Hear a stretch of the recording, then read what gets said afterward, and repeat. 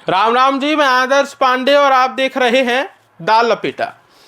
अब सवाल आपका ये होगा कि आज नमस्कार से राम राम पर क्यों उतारू हो भाई, आज आखिर ये चशु कैसे खुल गए। तो इसका जवाब है मुख्यमंत्री मोहन यादव।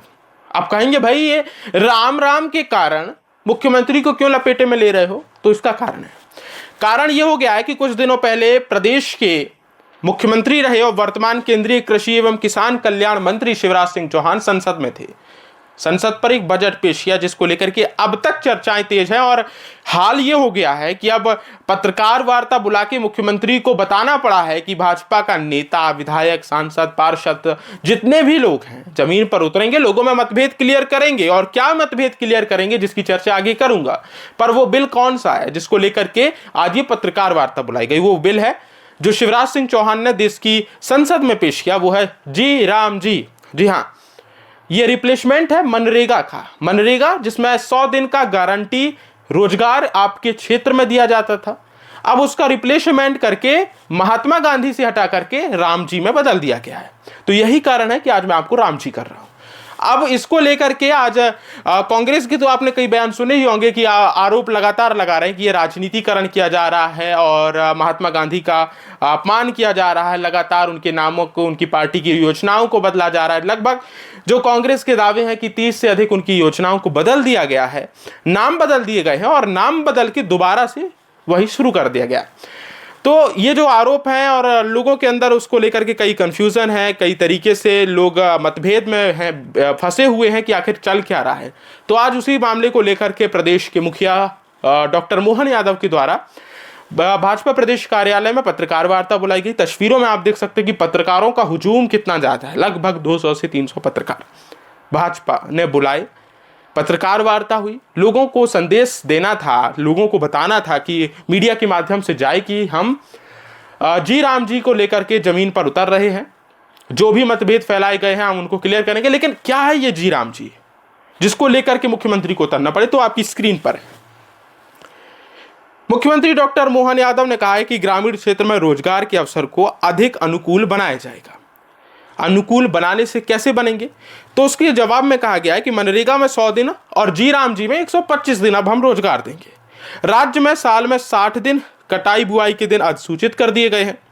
योजना में केंद्र राज्य में 60:40 का हिसाब रखा गया है, यानी 60% जो है वित्तीय अनुपात वो कुछ केंद्र सरकार द्वारा तय किया जाएगा, कुछ राज्य सरकार द्वारा तय किया जाएगा। मनरेगा से आगे बढ़कर जी राम जी योजना को समेकित रूप से लागू किया जाएगा। ये तमाम बातें हैं।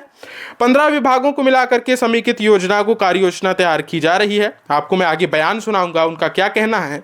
उससे पहले आपको बता दूं कि उन्होंने वर्ष आधारित प्राथमिकताओं पर भी जोर दिया है। अब ये वर्ष आधारित प्राथमिकताएं क्या हैं, तो सुन लीजिए। 2024 गरीब कल्याण वर्ष होगा, 2025 उद्योग वर्ष होगा, जो पिछला 2025 आपने देखा कितना जी समिट हो गया पूरे देश में, पूरे प्रदेश में। 2026 ये किसान कल्याण का वर्ष होने वाला है, ये इनकी वर्ष आधारित प्राथमिकताएं हैं। और 2027 ये युवा वर्ष होगा, तो ये वर्ष आधारित प्राथमिकताएं हैं। अब मुख्यमंत्री मोहन यादव का वो प्रत्यक्ष बयान क्या है, क्या उन्होंने प्रेस कॉन्फ्रेंस में कहा, पूरा सार आपको लपेटा पर एक ही बार में बताऊंगा। क्या बयान में कह रहे हैं, सबसे पहले मैं आपको बता देता हूं, फिर आप सुनिए। कह रहे हैं कि विकसित भारत जी राम जी के माध्यम से ग्रामीण क्षेत्रों में 125 दिनों के सुनिश्चित रोजगार की नई गारंटी दी जा रही है, जो ग्रामीण आजीविका, आत्मनिर्भरता और समग्र विकास की दिशा में एक महत्वपूर्ण कदम है। देखिए ये बयान। ये जो नया बिल आया है जिसके माध्यम से मध्य प्रदेश के लिए एक सौभाग्य रहेगा, क्योंकि सबसे बड़ा भौगोलिक एरिया में से दूसरे नंबर का राज्य हमारा है। और ऐसे में जब हमारे अपने ग्रामीण क्षेत्र के सभी प्रकार के विकास परक कामों के लिए, रोजगार आधारित कामों के लिए जी राम जी के आधार पर बड़ी धन राशि माननीय प्रधानमंत्री जी के माध्यम से देश को दी गई है।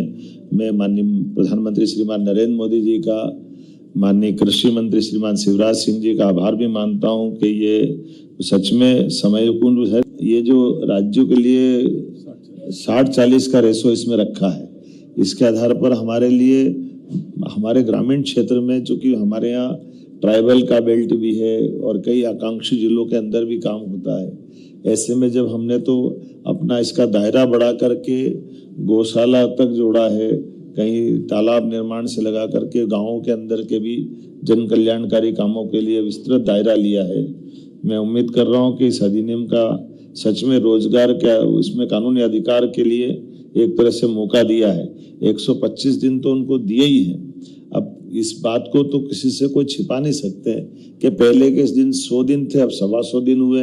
अब इसमें और आगे जाकर देखें तो वंचितों, विशेषकर महिलाओं को, SC ST को, भूमिहीन परिवारों को विशेष प्रावधान के अंतर्गत इसमें लाभ देने की प्लानिंग की गई है। इसमें अकुशल मजदूरी के लिए दर निर्धारण की भी अच्छी पद्धति लगाई है, जिसमें कहा गया कि अकुशल शारीरिक कार्यों की मजदूरी दरें केंद्र सरकार तय करेगी और जब तक अलग से नई मजदूरी दरें घोषित नहीं होगी तब तक महात्मा गांधी नरेगा के अंतर्गत तय मजदूरी से दरें देंगे।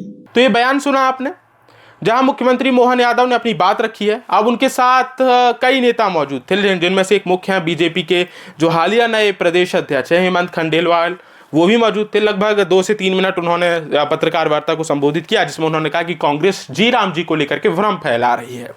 किस तरीके से भ्रम है? वो भ्रम था कि जी राम जी को लेकर के कांग्रेस कह रही है कि ये योजना में राज्यों पर ज़्यादा बोझ आ जाएगा। केंद्र सरकार ने जो 60 दिन कटाई बुआई के लिए अधिसूचित किए हुए हैं, उससे लोगों को असर पड़ेगा।